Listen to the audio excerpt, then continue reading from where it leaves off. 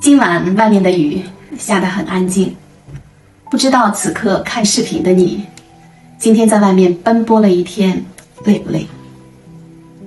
最近啊，我们常常在聊一个话题，为什么现在的社会物质明明越来越好，可是人心里却越来越焦虑，越来越内耗？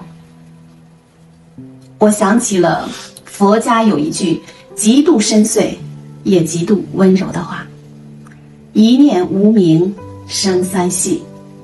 此刻的我能够感受到的就是，这解释了人类所有的痛苦来源。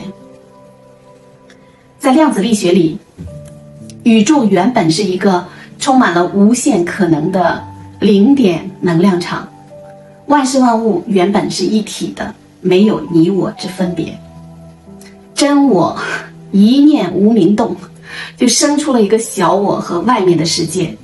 一旦有了这个小我，恐惧的念头就会诞生，害怕失去，害怕比别人差，渴望抓住更多的，拥有更高的地位来保护这个小我。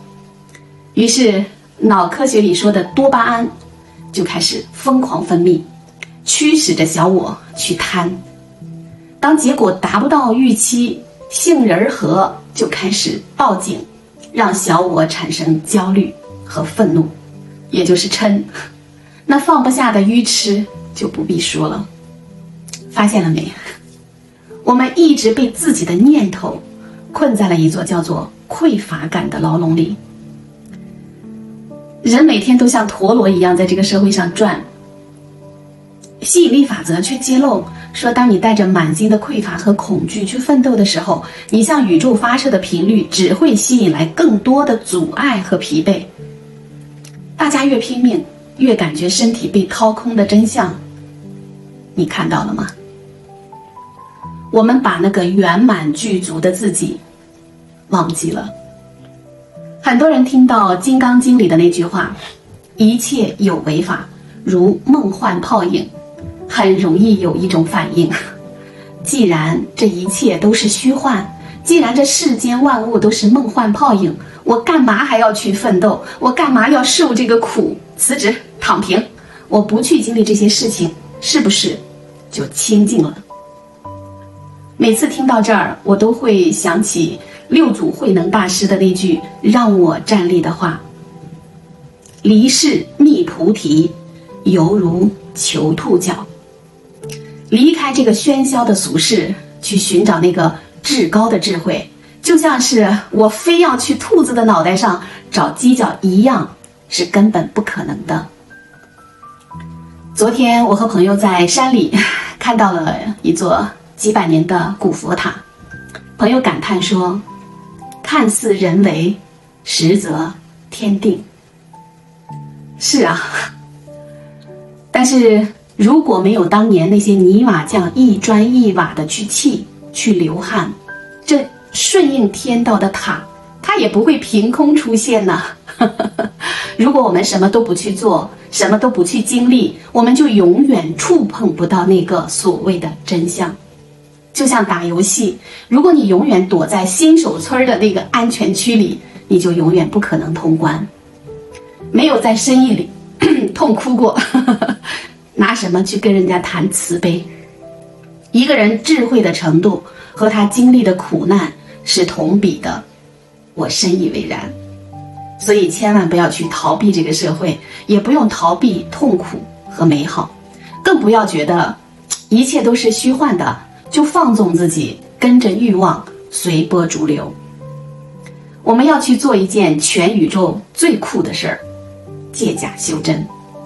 在投入这场滚滚红尘之前，我们先在自己的心里立起一个指南针，佛家管它叫正念。我们要时刻的知道，我去上班，去创业，去爱人，不是为了满足贪欲，而是借着这些事情去磨练我的这颗心。为了不让这颗心在游戏里面迷路，我们给自己装上了戒的护栏，不去碰那些消耗底线的事儿，保护我们的能量不外泄。有了护栏，外面的风雨再大别人卷得再疯狂，你的心锚扎得很深，也叫定。心定了，也就是脑科学里说的情绪中枢安静了，前额叶皮层接通了大脑，平静的湖水一般的心境就能完美映照出宇宙的规律，会生。带着这套界定的顶级装备，带着你的那颗清净的心，你再去这个红尘里大杀四方，去经历春夏秋冬，去体会五行运转的深刻，去大大方方的拥抱喜怒哀乐。如果客户误解你了，深吸一口气，你没有发火，你看，你就借着这件假事儿抖落了一点嗔恨的尘埃。你赚了钱没有挥霍，而是帮助别人，你看，你又抖落了一点贪婪的尘埃。在得失中看到自己的执着，不断的潇洒的拿起放下，你就抖落了愚痴的尘埃。如果意识到这些，那你就不是在受苦了，是在借着这个世界的壳，一点一点地拍打掉自己灵魂上的灰尘。直到有一天，当我们积累的足够多，当尘埃落尽，也许就在极其喧嚣的14街头，你会突然的轻松顿悟。佛家有一句话说，根尘脱落。那个时候，那你就不会再感觉到孤单，你就完美的融入了整个宇宙。听得差不多了，喝杯茶。天地大美，打破小我，去看见这世间万物，一花一叶一枯荣里没有差别的爱与美。顺应节律，有智慧，读懂了看似人为，背后实则天定。春天播种，秋天扫叶，累了就睡，不再强求。内核沉稳，带着界定起航，觉知内在具足一切能量，外在的得失就再也不能摧毁你。运转自如，时时正念，去痛痛快快的去工作，去爱，去建好你人生里的那座宝塔。只问耕耘，不问收获。如如不动。这一切发生的时候，嬉笑怒骂之外，真正的你就在那里，一尘不染，微笑不语。不要怕，去生活吧，去流汗，去努力，把每一个角色都演到极致，在最泥泞的地方能开出最干净的莲花。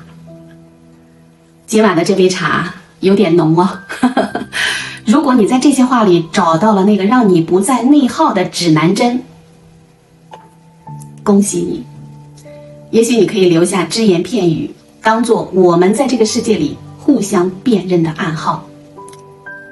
听，外面的雨还在下，想一想，它在帮你刷洗掉今天一天的疲惫。现在把那些不属于你的重担全都放下吧。祝你今晚做一个什么都不用想的好梦，明天醒来又是大美的一天。我是 Teresa 同学，我们下期再见。